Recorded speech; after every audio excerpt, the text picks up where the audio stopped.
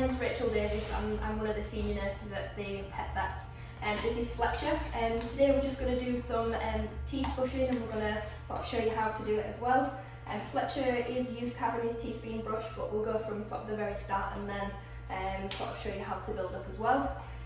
Firstly, you want to be doing it in a calm environment, so at home and things is fine.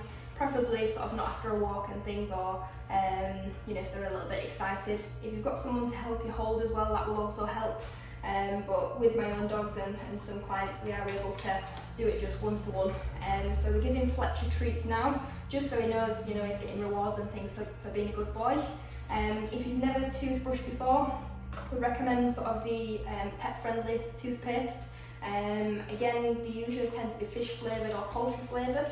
And again, what we'd do is we'd just start off by putting a little bit on our finger. Fletcher, what's this? Come on then. And then we're just asking Fletcher to come to us rather than sort of forcing him into the situation. So we'll let Fletcher have the run of the room so he can come back to us. This will also make it a pleasant experience for him rather than it being quite fearful or anything. So as you can see, he likes the flavour, which is brilliant. If he's not too keen, you can try other different sort of brands of toothpaste just to find the right flavour. Some dogs are picky as well, but again, if we can get them used to sort of sniffing it as well, that would be ideal.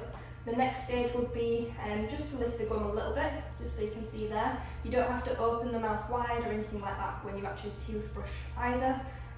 So we just want to run this just over his teeth like this, so he's getting used to sort of the movement of our fingers on his teeth. The front teeth, the incisors tend to be a little bit more sensitive than the back sort of ones, so if you start sort of on the sides, that tends to be easier. Again, Fletcher's having a pleasant experience. He wants to have the toothpaste, which is good. That's what we want. We don't want a dog sort of, you know, hiding behind any sofas or anything, or not wanting to be with us. It needs to be a pleasant experience as well. So we'll just do a little bit more of this. Good boy. And again, we'll just sort of got his lip up, and then we're just going around in circles right to his back, and then the front ones, because Fletcher's used to this. As you can see, he's not really backing away or anything. He's wanting to come back to us, which is brilliant. And then the next stage is actually either toothbrushing or using a finger sort of toothbrush. So the finger ones, you just pop on your end of your finger, and then you just go around. The actual toothbrushes, these are the dog friendly ones, so you can use with cats or smaller breeds, sort of chihuahuas, things like that. And then sort of medium sized dogs and large dogs would use the other end. Fletcher, what's this? Good boy. So again, we're just getting him used to the toothbrush, so we'll pop just on the small end just because we can get him used to the smaller end, but we're going to mainly be using the other end for Fletcher. So again, we'll just lift the top lip up, and then we're just going around in sort of circles. So us as humans, we sort of tend to go sort of up and down. With dogs, we want to be going in a circular motion. You can also go above sort of the tooth line, sort of where the gums are. So Fletcher's got really nice teeth, really nice and white, because he has twice a day teeth brushing. So again, we'll just keep up with that. So his owners are very, very good with that at home. And again, we want to be doing it sort of twice a day. So I know we all think, oh, we can just do it every couple of days, but if we really want to be sort of avoiding having dental procedures or extractions, or things like gingivitis, which is the reddening and inflammation of the gum line, they tend to get bleeding of the gums then. It can be quite uncomfortable for them. We'd be sort of reducing that likelihood by brushing teeth sort of twice a day, just like humans. There's bacteria build-up and things in there, so we just want to avoid that if we can. Fletcher, come on then. He's a good boy. So we'll start on the bigger end as well. And again, we're just lifting that lid and then just going in circular motions. Good boy. It doesn't have to be a lengthy one, but we're just going back and forth like this, just in circles. Good boy.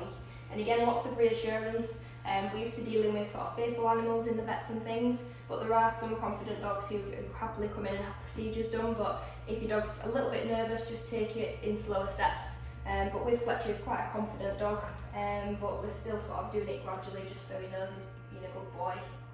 He's a good boy. Yeah. And again, right to those back ones.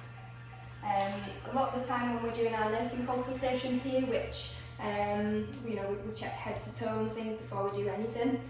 When we're looking at the teeth, some of us are surprised that once we get right to the back of the teeth and open sort of the mouth this way, This tends to be where most of the sort of tartar or plaque build-up does sit, and we're just not aware as owners. We don't tend to look in our dog's mouth unless we are teeth brushing, but it would be sort of perfect, you know, to keep an eye on them. But that's how you are toothbrushing. There is other products, so some people can put liquids in their sort of water bowls to have nice smelling breath. But when you are teeth brushing twice a day or once a day, which is sort of your main thing that we would be recommending, it helps with bad breath and things anyway, so we'd always recommend doing the toothbrushing.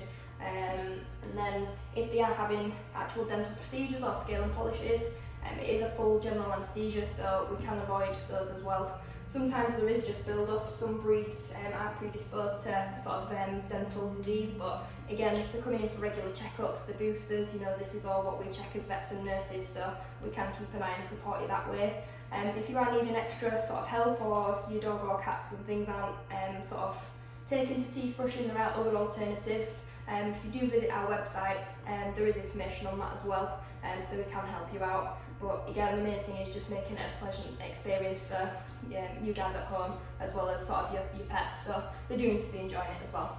Alright, thank you.